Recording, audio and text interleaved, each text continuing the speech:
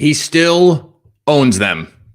No, it wasn't a vintage Aaron Rodgers performance, but he did enough. Christian Watson and A.J. Dillon provided plenty of help, and the defense got 2 interceptions when they needed them late. The Green Bay Packers are the winningest franchise in NFL history after they beat the Chicago Bears. Only fitting that it would come against the Bears, the team that had that distinction, 28-19. We dig into all of it today on our live YouTube show. You are Locked On Packers, your daily Green Bay Packers podcast. Part of the Locked On Podcast Network, your team every day.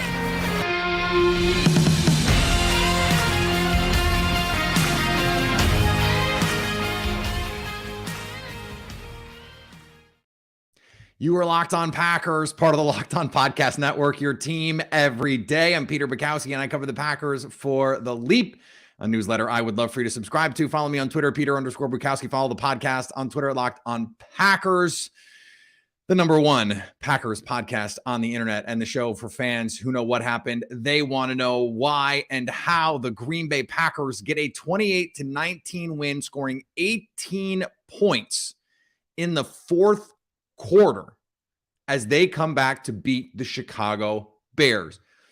And this was one of those games that started off and you're just going, what is this? What is this team doing? What are they playing for? Justin Fields rips off a 55-yard touchdown. And you're just going, okay, so they're doing this again. The defense can't get stops.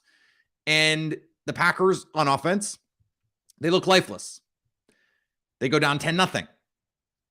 But then late in the first half, they get a touchdown to Christian Watson that was, huge. And they make the game 16-10. That was enormous. Now, they don't score in the third quarter, but 18 in the fourth, and that the first touchdown drive started in the third quarter. They also force 3 turnovers. This ultimately was the offense we expected to see. And this is why, if you're Chicago, you still have a ways to go in terms of the passing game. Justin Fields is dynamic. They were creating big plays.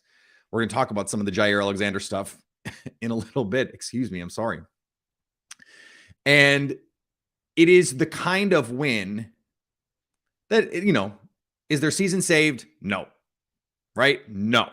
But you had to keep fighting. You had to keep fighting. And I know it would be easy to say, this defense has given up on Joe Barry and, Aaron Rodgers, offense, issues, identity, all that stuff. And, that's real. All that stuff is true. But they could have given up. They could have knuckled under. They could have just said, yeah, well, it's not our season. They didn't do that. They kept fighting. And especially in the fourth quarter, they, was it perfect? No. But they get the touchdown to go up, or they get the field goal to go up, and then the touchdown to seal it. The touchdown coming off a Christian Watson 46-yard scamper, not even as fast as he can go. And it's fitting that is the guy. Because this whole stretch over the last month, this offense has looked different because of Christian Watson.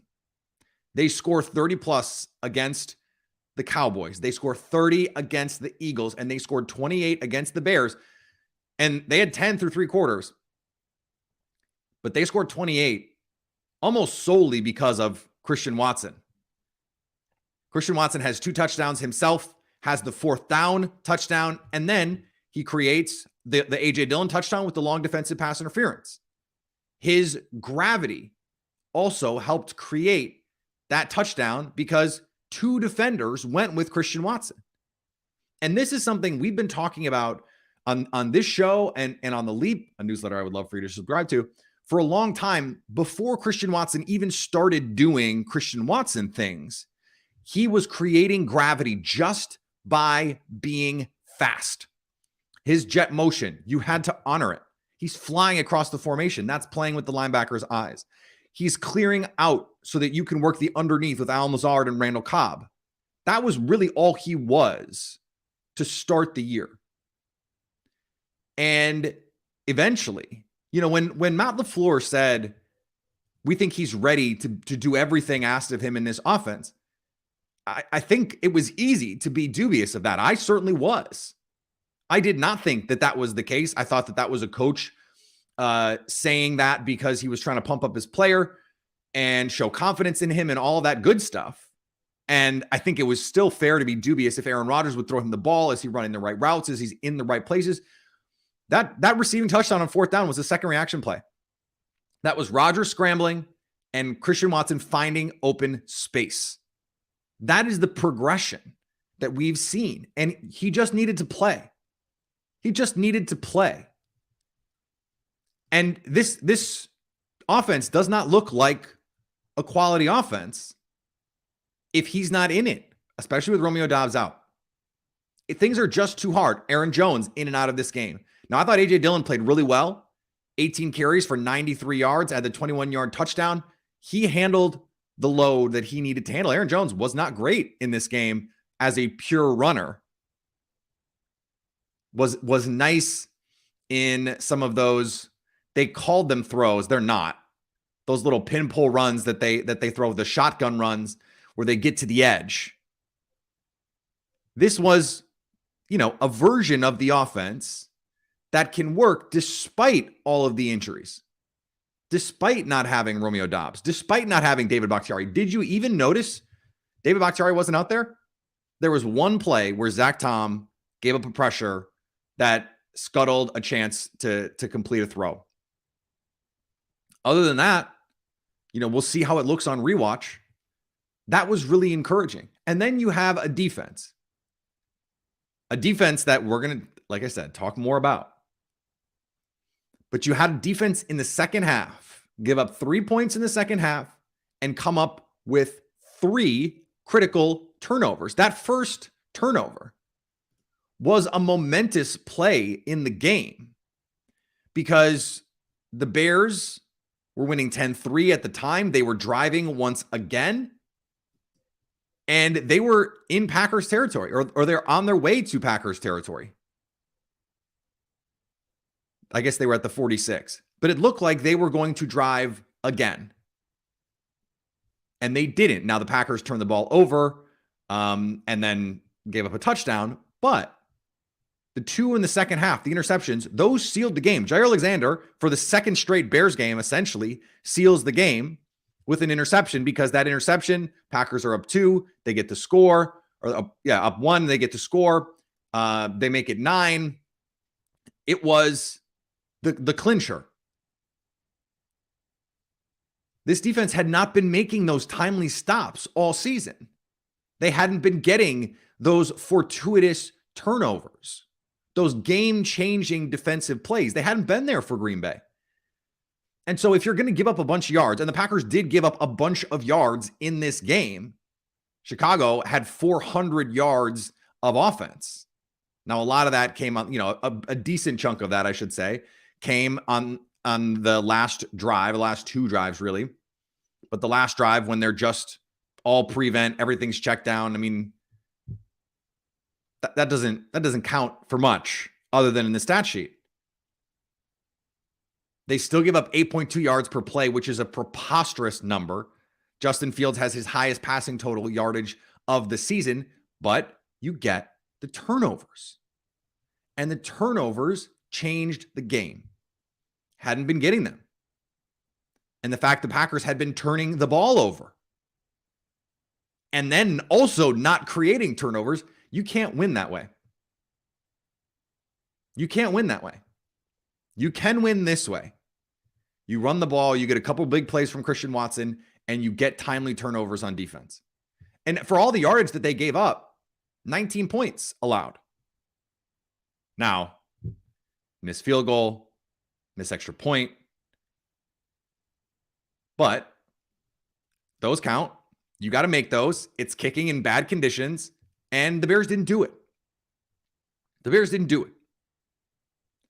And so this all comes back to the Packers winning a game in a way that they had not all season, which I think speaks to a resiliency. And they're really settling into something in terms of identity offensively with Christian Watson and what he can be, and showing all of the bag of tricks, because he's going deep on the outside. He's running in breakers. He's getting the ball quickly. I would like to see them run a little bit more quick game with him, but I understand, it's not in the offense right now. And then you get him the ball on a little end around, little jet sweep, and it's a touchdown because he's incredibly fast. Sammy Watkins, by the way, shout out Sammy Watkins, twice making the seal block on the touchdown. Did it with A.J. Dillon, did it on Christian Watson's play. He didn't really play in this game at all, but he did make 2 critical plays with his blocking. You have a veteran, a longtime NFL player who used to be a star player. He barely plays, but on the 2 plays that he does, comes in and does an incredible job getting his man blocked. You spring touchdowns. That's what winning teams do. That's what winning culture is. And for them to do it is a really, really nice sign that this is not all hopeless. That Matt LaFleur is still getting through to these guys, that they're still playing hard. Are they playing inconsistently? Yes. Did Jair take a bunch of gambles in this game? Yes. Was the tackling very good? Certainly not in the first half. But they didn't give up. And I know that seems a little bit like damning with faint praise, because it's the Bears and you should have won and you're favored on the road to win. And it's the kind of thing that you say in a lost season. But I've been so adamant. I'm so adamant about how important it is to keep fighting, because of the way it reflects on Matt LaFleur and the other coaches. You need to have faith in your leadership. And the only reason you keep playing hard is when you have faith in your coaches to put you in a position to win. Matt LaFleur is going to be the coach next year. So you need to hold on to that locker room. And luckily, it seems like he still has a hold of that locker room. And this is the kind of win that you get that can help you get a little bit closer, that can help you hold on to that locker room a little bit tighter. Is it going to mean they make the playoffs? No, probably not. Probably not. That's okay. This holiday season, find what you love at Total Wine & More. With so many great bottles to choose from, it's easy to find a new favorite single barrel bourbon or the perfect gifts for everyone on your list with the help of a friendly guide.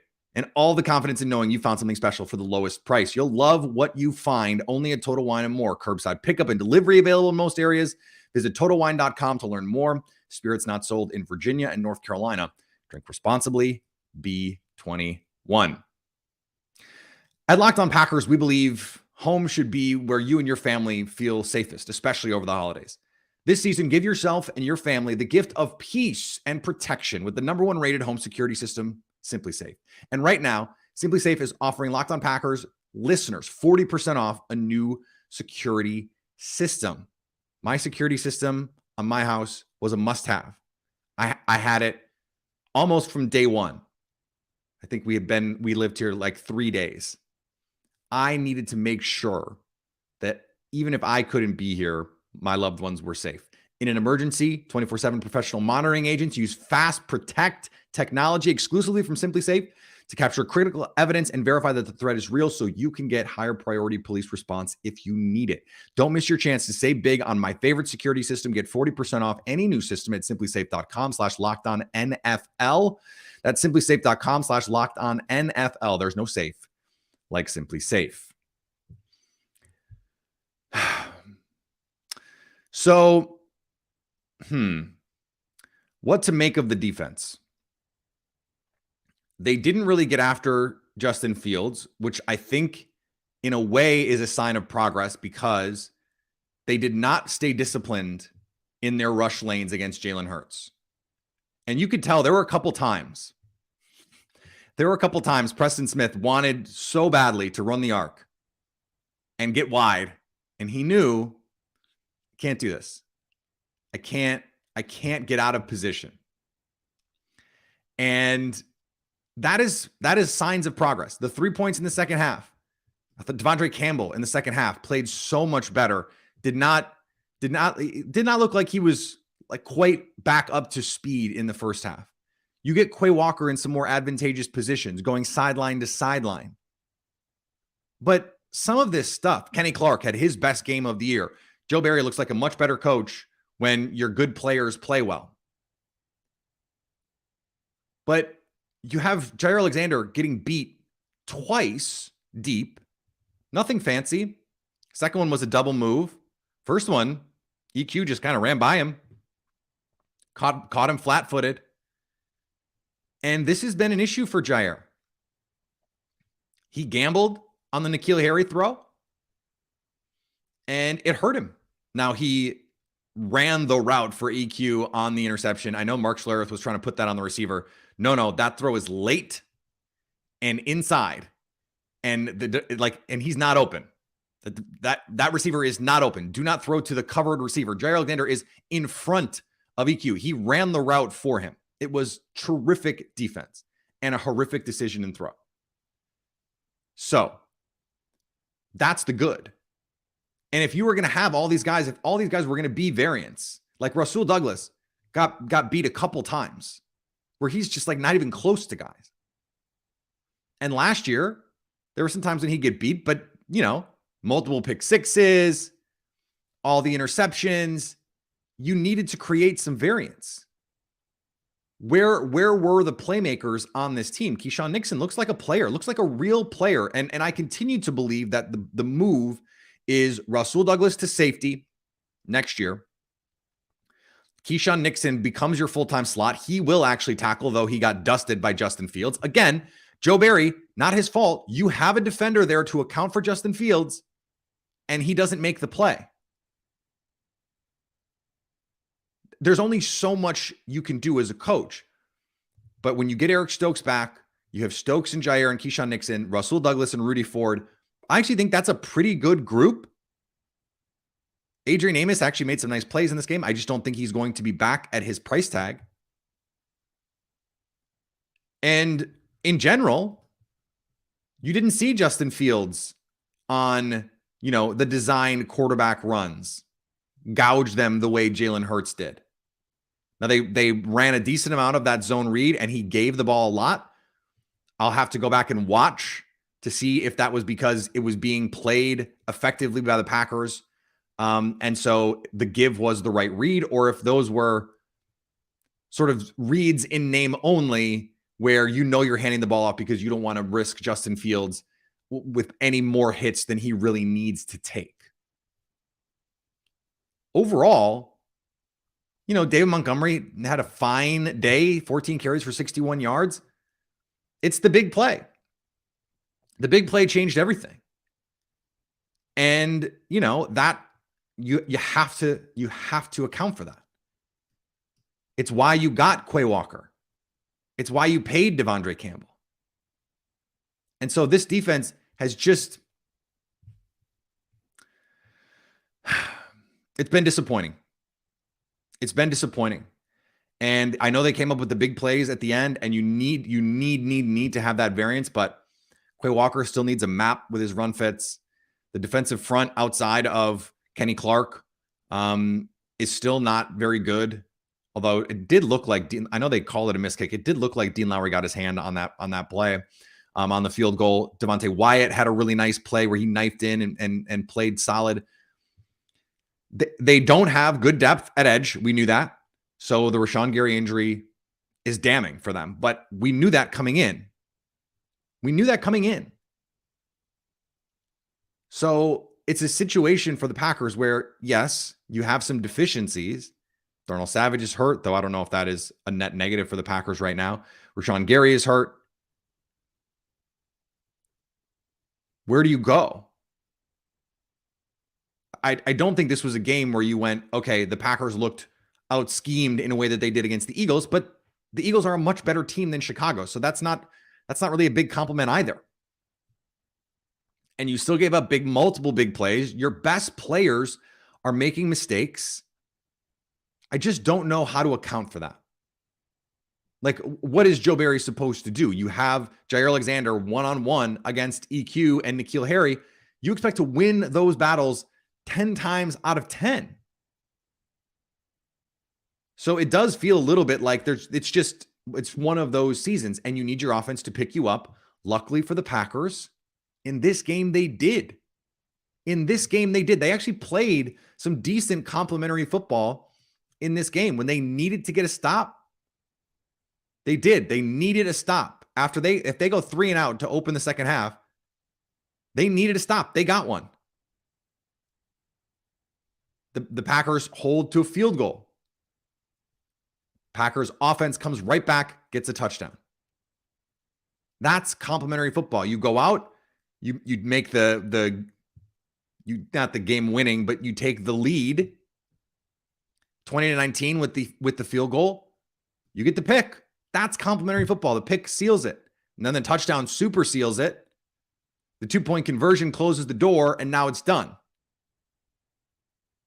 And all of a sudden, the game that the Packers were losing most of the game, they end up winning by 2 scores because they played complementary football. It is sort of what makes this whole season a little frustrating, because you're just like, oh, okay, yeah, that's what this team is. That's what this team can do. And so for the rest of the season, what do we need to see? We're going to talk about the future part of the season here. Beyond what we've already talked about, I don't want to gild the lily on this. Continuing to fight, but winning these games, yeah. I don't care about the draft right now. I don't. And you can be whatever kind of fan you want to be. So I'm not going to tell anyone how to be a fan. I just don't care about it. I don't care about the draft stock. I said we were going to talk about it later. Let's talk about it now. I just don't care. I don't care about costing, draft spots. I don't care. I don't care that, you're going to face John Wolford in 2 weeks. And they're probably going to beat the Rams. I don't care. I don't care about losing the draft picks because they're not playing for draft picks. They're playing to figure out what kind of team they can be in 2023. They're playing to win games in 2023. I don't think the difference between the 8th pick and the 12th pick, or the 8th pick and the 14th pick, I just don't care. I think it's more important that you get Christian Watson these reps, that you get Romeo Doubs these reps. And yes, Dusk Wolf in the chat, you get Jordan Love these reps. All right, thanks for making Locked On Packers your first listen. For your second listen, check out Locked On Sports Today. From the games that matter the most to the biggest stories in sports, go beyond the scoreboard and behind the scenes with the local experts and insights that only Locked On can provide. Locked On Sports Today, my show. It's fun. Come hang out with us. Available on the Odyssey app, YouTube, and wherever you get podcasts. Today's episode brought to you by our friends at BPrizePicks. It's daily fantasy done right. They set a number. Aaron Rodgers passing yards probably did not get there in this game. Aaron Jones rushing yards probably did not get there in this game either. Although the flip play where they're ruling out a pass instead of a run is also silly. It's a run, so just call it a run. I don't know why we have to do that, but it matters in Prize Picks. I'll tell you that, because what you want to do is decide if the player is going to produce more or less than the Prize Picks projection. No playing against, finance bros who have fancy algorithms that tell them the answers to the test, or at least have predictive answers. That's not what this is. Just playing against Prize Picks. You're just playing their number. You put a couple players together and you can win up to 10 times your money. They've got more than just football. They've got any sport you can think of. They have it. And Locked On Packers listeners get a deposit bonus up to $100, with 100% instant match when you use the promo code Locked On. Enter the promo code Locked On to get that instant deposit match up to $100 with Prize Picks. I mentioned the draft thing and the Jordan Love thing, and I understand fans that care about, okay, you start to have draft crushes and you want this guy and you want this guy. And I get that. But I think the reality for the Packers is this has the potential to be a momentous offseason for them. And they need to learn a lot about guys like Christian Watson, about Romeo Doubs, about Jordan Love, about Darnell Savage. There's still so much that they have to play for. And for the millionth time today, they have to keep fighting. This locker room, you do not want them to feel like the season is over, like they've given up. And so that's important. And if you're going to make the case for Aaron Rodgers to continue to play, then that's the case, right? That's the case. I want to see Jordan Love too. But that's the case, is it matters because the best look you're going to get from Romeo Doubs, Christian Watson, all those guys is from Aaron Rodgers. If Aaron Rodgers is your quarterback in 2023, then you keep fighting with him. And there's value in that. There's value in that. But you do have to balance it against the value of understanding what you have in Jordan Love. And you need to try and understand what you have in Jordan Love as well. And so when you look at the rest of the season, I don't think there's a wrong way to look at it. I don't think it's a right or wrong. But I think there's value in a number of different approaches. Now, I think the question on quarterback is important enough that you need to, and the Packers are probably, because of the way the NFC looks, going to get at least 2 games where they're mathematically eliminated. Even if they beat the Rams, they might still be eliminated. Now, this tie complicates things. But, for the Packers, they need to learn about this team still. And so I get the obsession with the draft pick. I get it. I don't care about it. I care about things like Jordan Love and maybe Russell Douglas needs to play safety. Like, let's see it. There's a lot we need to learn about this team that is more important to me in a material way, in a very on-field way. It's not some just like you want a psychological boost. No. Gaining actual evidence about your team is important. And the Packers need to gather a lot of it in the next month. All right, we'll be back tomorrow. Expert Tuesday. Is how you doing on Wednesday. And of course, a crossover is not a thing because we don't have a team to talk about. So an extra interview. I'm trying to think about who we could grab for that. I'm still noodling it. We will, if you have someone you want to hear from that you like, media, whatever it is, let me know. Follow me on Twitter, Peter_Bukowski. Follow the podcast on Twitter, Locked On Packers. Like us on Facebook. Subscribe to the podcast, iTunes, Spotify, Google Podcasts. Wherever you find podcasts, you will find Locked On Packers. And anytime you want to come hang out with us live, you can do that on YouTube, on our YouTube page for Locked On Packers, to stay Locked On Packers.